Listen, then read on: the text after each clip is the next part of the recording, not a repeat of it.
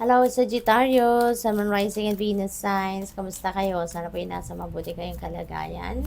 Welcome back po sa Star Tarot. Kung bago kayo rito, welcome din kayo. Thank you for your support. I truly appreciate it. God bless you all, Sag.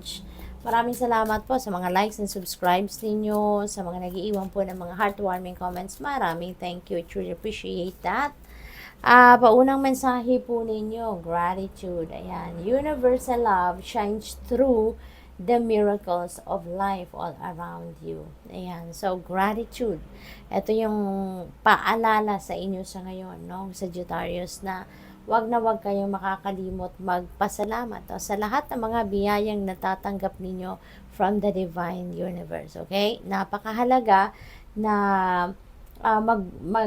maliit man o malaki, 'di ba? Bongga man or simple lang, yung mga blessings na natatanggap natin from the universe, wag tayong makakalimot magpasalamat. Kasi kapag nagpapasalamat tayo, nagbubukas pa tayo, no, ng mas marami pang floodgates of abundance, of blessings and prosperity sa buhay natin. Kaya importante na lagi tayong magdadasal, no, in gratitude. Okay?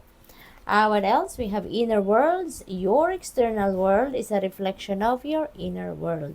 Ayan. So, pinapaalala lang din sa inyo, Sag, na kung ano yung nakikita ninyo sa inyong 3D reality, sa inyong external world, yan ang reflection ng kung ano ang minsan naisip ninyo at minsan ay nasa damdamin ninyo. Yun ang naramdaman ninyo. Kaya, this is a very important ano din sa inyo, reminder na maging careful kayo of what you think, of what you feel, of how you feel.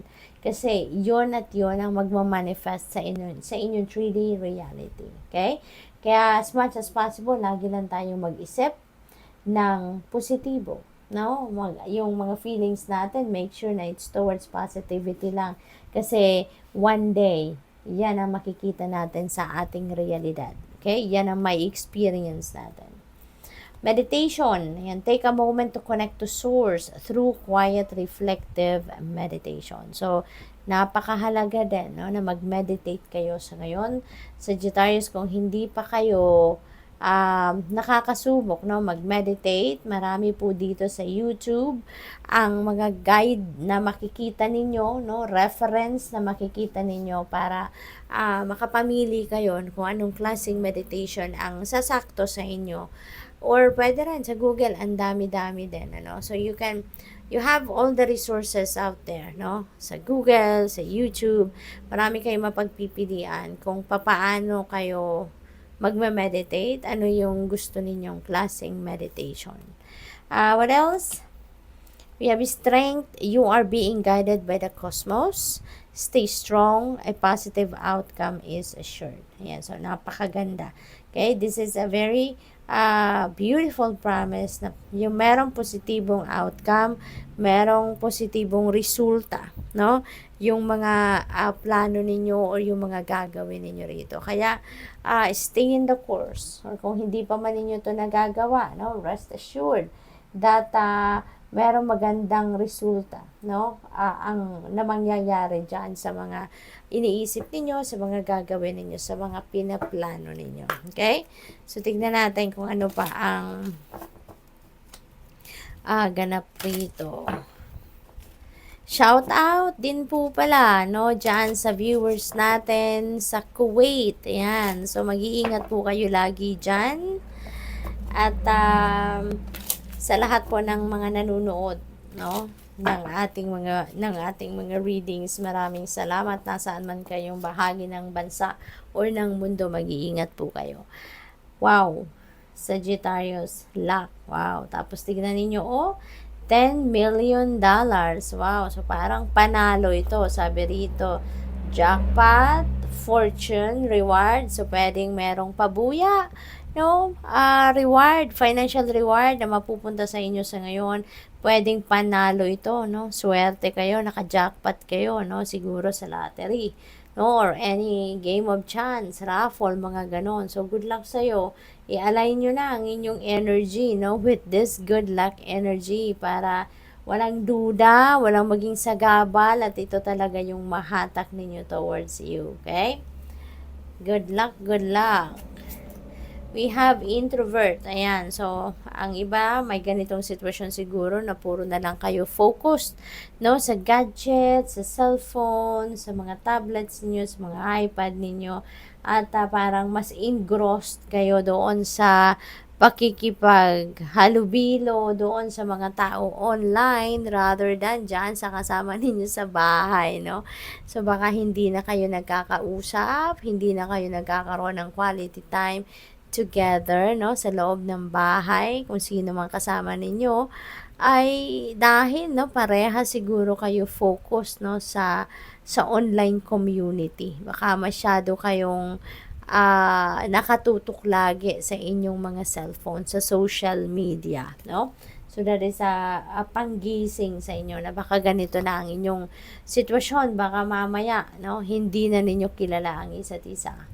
What else? We have natural disaster. Nasaan man kayo sa ngayon, kung merong mga natural disasters na nagaganap dyan, mag-iingat po kayo. Okay?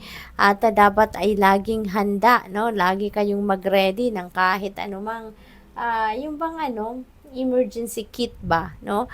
At kapag merong masamang panahon, no, dapat lagi ninyong kasama yon or malapit kayo doon at least, no, sa kit na yon. Lagi magdadasal for your safety, okay, for your protection.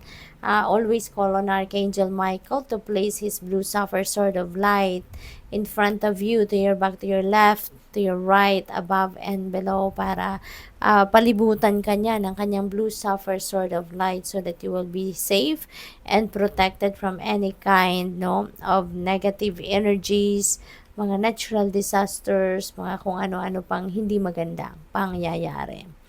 Okay, ayan. So, parang mayroon kayo siguro tinatanong dito na, okay na ba to? No? Eto na ba? Go ko na ba to? Is this Is this accepted na ba? Diba? So, maaaring eto na, go signal na to sa'yo na, okay, go for it. No?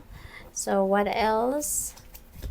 We have daydream. Wow, napakaganda naman ito, no? Kasi, ang iba sa inyo siguro nagdi-daydreaming. And you know what? Yung daydreaming na yan, that is also one way of manifestation, no?